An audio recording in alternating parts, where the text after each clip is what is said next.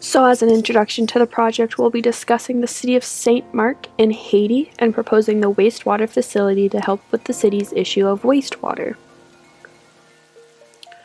So a little about St. Marc. It's a port city that sits on the Caribbean coast that is 75 kilometers north of Port-au-Prince. Port-au-Prince is the capital of Haiti.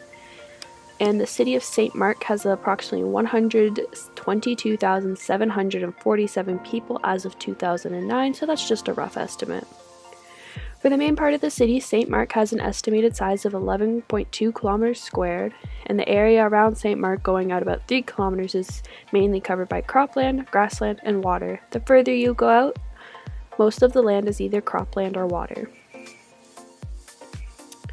Some more important information before moving on to the proposal will be in the topography of St. Marc. As stated prior, St. Marc lies on the coast of the Caribbean Sea. The city and areas nearby have an average elevation of 69 meters above sea levels with the maximum elevation of 286 meters.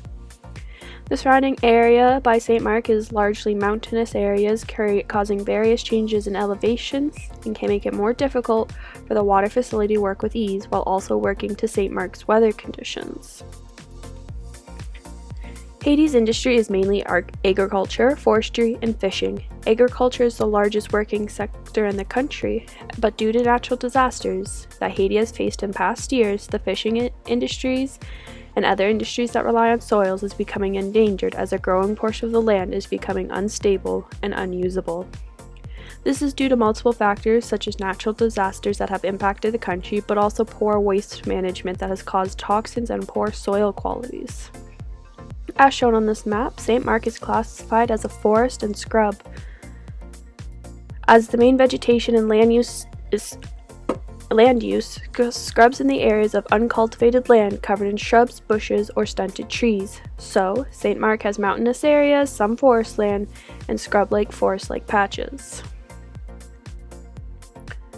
So, for construction in and around Haiti, Haiti's current construction is limited. The primary building materials has consisted of masonry style, mainly with stone, brick, or cheap concrete as shown in this photo here.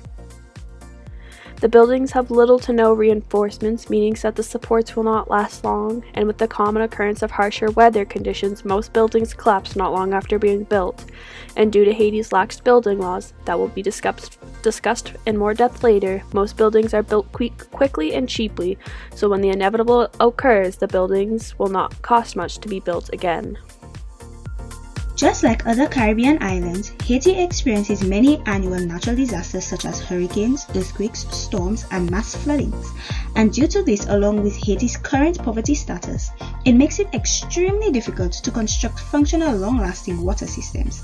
In fact, only about 24% of Haitians have access to a functioning toilet. This is a graph of the breakdown of all the world's most deadliest and destructive natural disasters to occur before the year 2015. Haiti ranks at number 1 with the 2010 earthquake that claimed about 200,000 lives and left about $8,000 worth of property damage behind. These are a few pictures of the aftermath of the earthquake. The 2010 earthquake released one of the world's worst cases of cholera, which claimed many Haitian lives. Although this earthquake occurred just over 10 years ago, Haiti is still experiencing new cases of cholera due to them using polluted water sources to perform their daily routines, as well as trying to rebuild their society up till present day. We are proposing that a treatment facility should be installed on high grounds to the north of St. Marc. It will be built in a 4-year phase and will fulfill the needs of St. Marc's residents once completed and fully operational. It's important to note that Haiti is not a wealthy country and depends on other countries and other global supports for their larger goals. Since it being a commonplace for poor weather condition along with rising crimes, the government has a limited budget. Red Cross has worked with the country of Haiti and is supposed to continue their work with the government to help improve their current conditions. There are many small programs that are committed to improving the conditions and providing Haiti with clean and treated water, along with the possible global effort from countries that can afford to donate labor costs and material costs. It would be possible to afford the cost to build a strong building.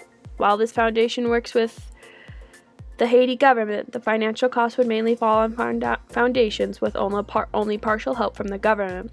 By using these resources, the city of St. Marc should be able to afford a wastewater system that will hopefully be able to withstand weather conditions and other possible setbacks that may occur, such as crime, but with proper management, the facility should be able to run properly with minimal issues. Getting to the actual system, it's important to pick a system that can survive potential earthquakes and other weather events that may occur. As discussed, Haiti has had multiple natural disasters that have hurt the country in unthinkable ways. Buildings are typically made quickly, but for a wastewater facility, it should be built to last long. By having reinforced concrete pressure pipes, it would most likely outperform other materials, as it has been studied during natural disasters before, even up to weather events that are strong as a 7.2 magnitude earthquake. Based on the elevation map, the best design option for this system is to deliver the wastewater from a grid that is like a slope system from the east to west towards a concrete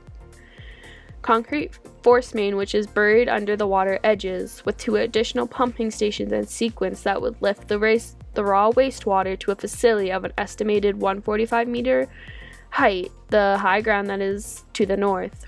If necessary, only 1 pump station would be needed, but a second is added for support in case of breakdown, bad weather, and other potential issues that the system may run into. Once fully operational, with a projected population growth up to 200,000 and an estimated 450 liters per person per day, it can be estimated that about 90,000 meter cube per day will be treated. The construction should take around 4 years in order to not displace locals from their home for too long, and with potential weather hazards affecting build time. The system would be from mountain to water edge, and the facility would open in phases, allowing the population gradual access to the sanitary system and certain access points, for an example being a community bathroom, with the long-term goal being able to provide all homes in St. Marc proper sanitary service connection. So this is a diagram of our potential piping scheme for the residential housing in St. Marc in connection to our wastewater treatment facility built high in the mountains. So as seen on the screen, the arrows show the direction of the waste contents flow, and at each intersection there will be solid covered manholes which will allow for maintenance access as well as concealing any odors. There will be sewer gate valves at the end of each line flow to push the wastewater traveling into one direction. Pumping stations will also be used and will be present to force the wastewater up to our facility treatment, which is again located in the mountains. Haiti does not have building laws or codes. Therefore, houses are made with cheap material that are most times unable to withstand the natural disasters they face. This results in continuous property damage. As of 2010, the European and Canadian building laws have been implemented during some of Haiti's construction. As of right now, Haiti only has 7 notable sized buildings located in the capital of Port-au-Prince.